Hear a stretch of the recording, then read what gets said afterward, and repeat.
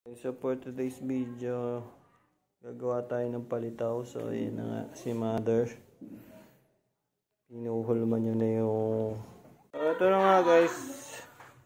Pine-prepare na yung paglalagyan ng palitaw. Ito, pag kumulo, ilalagay na natin dyan yung palitaw. Tapos ito, i-aanin natin yung sesame seed dyan sa kabila. Ipag-brown na natin. Yan. Brown.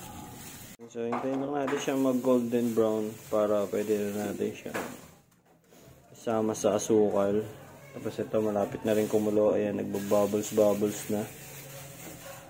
Guys, nilagay na natin yung mga palitaw.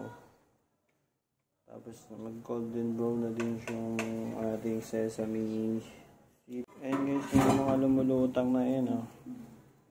Ibig sabihin, luto na yan. Dalawang yan. Ito. Luto na yan. Lumulutang na nga. Inahon na sila. Mga luto na. Inahon na sila. Lagyan na ng asukal.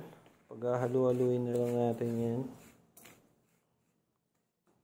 Ganyan yung process niyan guys. Paglagay ng nyog, papakapitin nyo lang. Yan.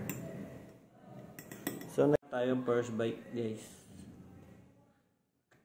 Dahil ako nag-request, ako ang unang. Ito lang yan guys. Sasaw-saw lang natin yan dyan. Ikot-ikot lang.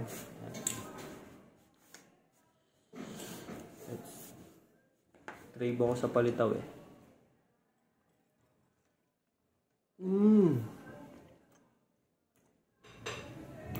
Oh.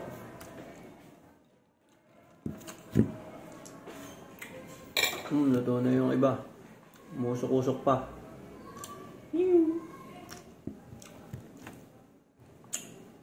Bye guys.